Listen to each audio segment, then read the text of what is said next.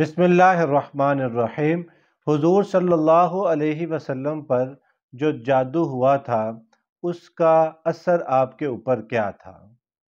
اس کا اثر آپ علیہ الصلوۃ والسلام کے اوپر کیا تھا؟ تو جادو کس نے کیا تھا؟ جادو کس نے کیا تھا؟ تو ایک یہودی تھا، لبید بن اسم۔ لبید بن اسم ایک یہودی تھا۔ سب سے پہلے تو اس کی بیٹیوں نے حضور صلی اللہ علیہ وسلم پر جادو کیا، لیکن اس کا اتنا خاص اثر نہیں تھا۔ تو جب اس خبیث نے کیا تو آپ علیہ الصلوۃ والسلام پہ جادو کا اثر ہوا، اور اس اثر کا کیا تھا کہ یہ نہیں تھا کہ آپ اس اثر کی وجہ سے دینی کاموں میں متاثر ہوئے، بلکہ دینی کاموں میں متاثر نہ آپ کی نماز متاثر ہوئی نہ آپ کی، لیکن آپ کی صحت اس کی وجہ سے خراب ہوئی۔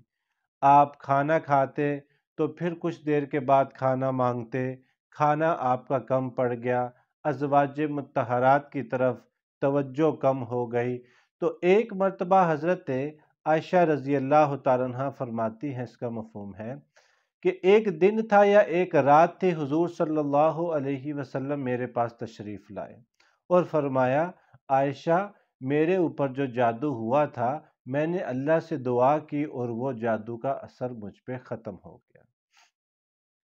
تو آپ کو یہ کیسے دکھلایا گیا کہ خواب میں حضور صلی اللہ علیہ وسلم کو دکھایا گیا کہ دو فرشتے آئے ہیں، اور جن کے بارے میں کہا جاتا ہے کہ ایک جبرائیل علیہ السلام تھے اور ایک اسرائیل علیہ السلام تھے۔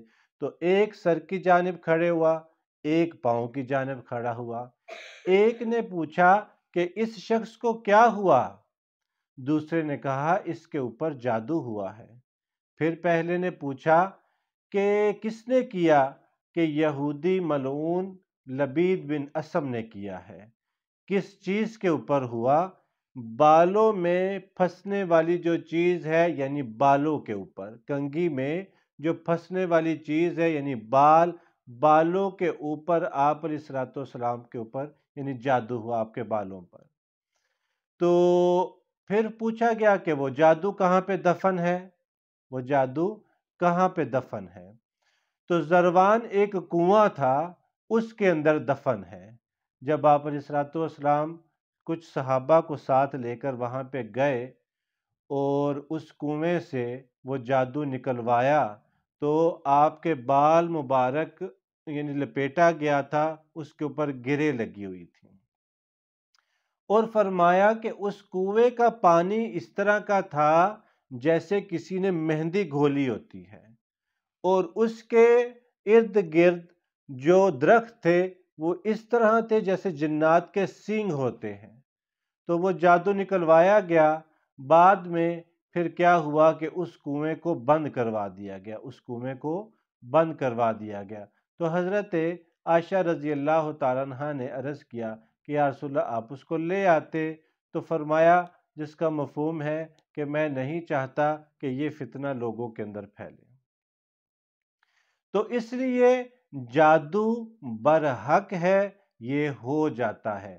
تو اس وقت سورت فلق اور سورت ناس نازل ہوئی۔ سورت فلق اور سورت ناس کو جادو کے ختم ہونے کے اندر، ختم کرنے کے اندر اللہ نے اس کو بہت ہی زیادہ تاثیر بخشی ہے۔ تو وہ صورتیں پڑھتے گئے، گرہ کھلتی گئی، صورتیں پڑھتے رہے، گرہ کھلتی رہی۔ تو اس لیے سورت فلق اور سورت ناس کو اگر کسی کے اوپر سخت جادو کا اثر ہے، کسی کے اوپر سحر ہو گیا، وہ سحر کا علاج نہیں ملتا، تو یہ ایک سنت علاج ہے جس کو اگر آپ اختیار کریں گے تو آپ کو بھی فائدہ ہوگا۔ جادو برحق ہے، یہ ہو جاتا ہے، انسان اس سے متاثر ہو جاتا ہے۔ گھروں کے گھر آج اس جادو کی وجہ سے متاثر ہیں، خاندانوں کے خاندان اس چیز سے متاثر ہیں، افراد اس جادو سے متاثر ہیں۔ یہ جادو دنیا کے کونے کونے میں پھیلا ہوا ہے۔ اس جادو کرنے والے جو لوگ ہیں ان کو اللہ تعالیٰ نے ایسی سزائیں دینی ہیں جو کبھی بھی ان کے تصور میں بھی نہیں ہوگا۔ اگر جادو کی ابتدا کو دیکھا جائے تو نبیوں کے زمانے سے یہ چلا آ رہا ہے، تو اس لیے کسی کے اوپر بھی اگر جادو ہو جائے، وہ جادو سے متاثر ہو جائے، تو وہ سورۃ فلق اور سورۃ ناس کو اللہ سے مانگ کے اس کو پڑھنا شروع کرے تو انشاءاللہ آپ کے اوپر کبھی بھی جادو اگر ہوا تو اس کا اثر نہیں رہے گا، اگر اثر ہے تو اس سے زائل ہو جائے گا۔ انشاءاللہ ہم آپ کو مزید بھی اس طرح کی ویڈیوز دیتے رہیں گے، ہم آپ کو اس طرح کی اویئرنس دیتے رہیں گے۔ اس ویڈیو کو دیکھتے رہیے، اس چینل کو فالو کیجئے، اپنے آس پاس کے لوگوں میں اس کو شیئر کیجئے۔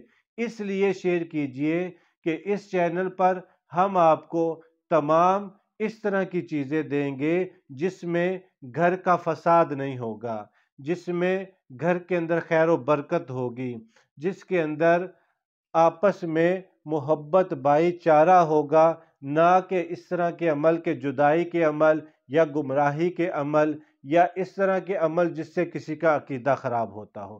السلام علیکم ورحمۃ اللہ وبرکاتہ۔